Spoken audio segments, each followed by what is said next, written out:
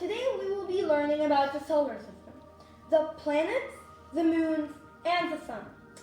This plate of planets is going to act like our solar system, and these foods could possibly be the planets, since we are going to choose some of them that resemble the uniqueness of each planet and add them on this plate in a specific order so this plate acts like the solar system.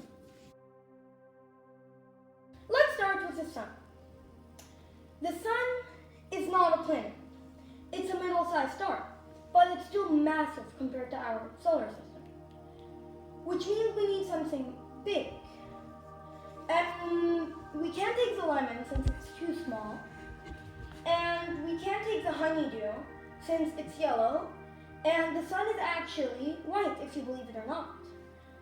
The sun looks white since the atmosphere makes stuff look warmer, and from white comes yellow or orange. So we need something white and big. And the mozzarella cheese is white and big, but it's still a little small. And we could take the cabbage. Let's take the cabbage. It's pretty white and it's big. Our next stop is Mercury. Mercury is too small to have an atmosphere. And it's gray, so we need something gray or white and small. And the blueberries blue, as it says in its name, and the olive is brown. That could work, but it's a little big. We could take the hazelnut. It's a little white and yellow, but it's also small. Next, we're going Venus. Venus is very hot. It's actually the hottest planet. It is yellowish and it has a very thick atmosphere. That's actually the reason it's very hot. You're probably asking yourself what an atmosphere is. Well, an atmosphere acts like a blanket around the planet. It takes and keeps the heat in the planet and doesn't let anything out. So we need something spicy, since that's what spicy represents heat a little. So we need something spicy, and the only yellow food is a lemon, and that's way too big and not spicy. It's more sour. So let's just concentrate on the spicy part. We could take the radish since it's spicy. So let's add that. Next, we're going to our home, the Earth. It's the only known planet with life on it, and it's 70% water and 30% land. But there's not a lot of blue food, so we concentrated on the green.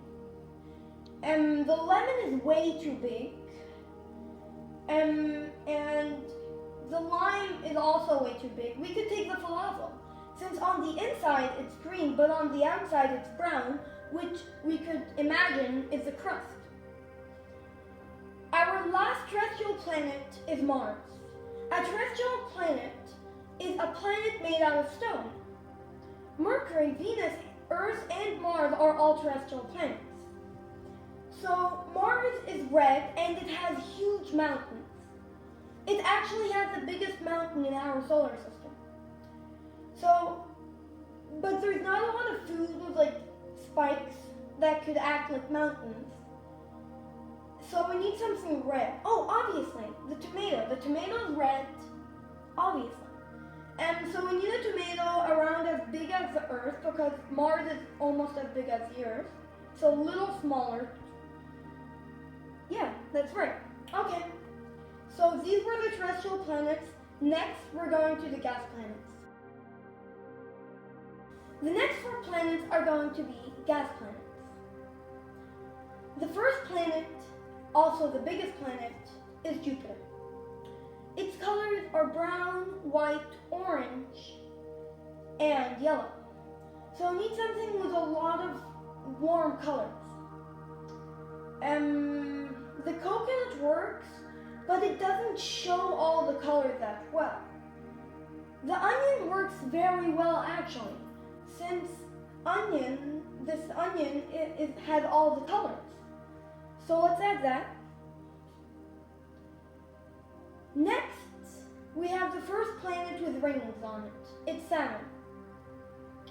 So Saturn is yellowish orangish, and it has a ring made out of ice and stone.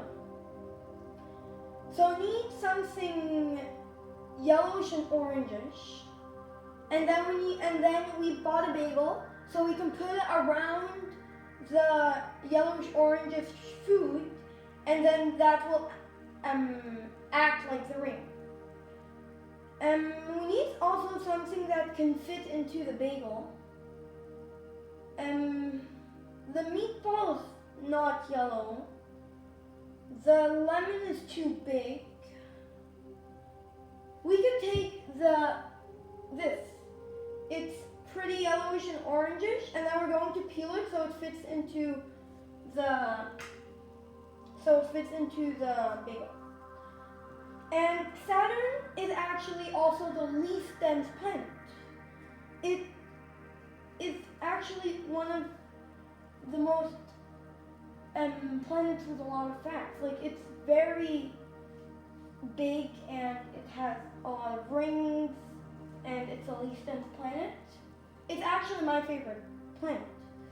So let's add them into the ring. Oh, it doesn't fit. So we'll just put the ring over it, and that'll act like Saturn. Our next stop is Uranus. Uranus is blue, a light blue actually, and it got flipped over, or that's what scientists think, and that's why its ring looks up and down like that. So we need something blue, and we're not going to put the ring. So we need something blue. Blue. There's not a lot of blue food. There's only purple. Then we take the light purple, which we could take this turnip. It's pretty purple, and yeah. And we'll add it like that, so it's like facing to the side, just like Uranus. Our last destination is Neptune.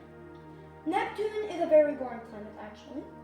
It's almost like Uranus. It didn't get flipped over, and it does not have a ring. And it's also blue, but we don't have any blue stuff. So we'll take something purple again. We could take this potato, since the onion is too big, and Neptune is smaller than Uranus, and this is a little smaller, so we'll add this. The previous 4 planets were the gas planets, and gas planets are planets that are made out of gas. A common question is, why didn't we add the moons here? Well, there are so many moons we can't even add them. Like, for example, Jupiter has 67 moons. The next question is, why are all the planets round? Well, each planet has a center of gravity. It's like when gravity is when stuff gets pulled to the ground. So let's say I have a center of gravity here, and everything gets pulled to it. Then it will become a circle. Since if it's a square or flat, there's nothing here, and it's too much here. Actually, the sun is in the middle, and all the planets should go around it, and the sun sits in the middle and just burns everything around it.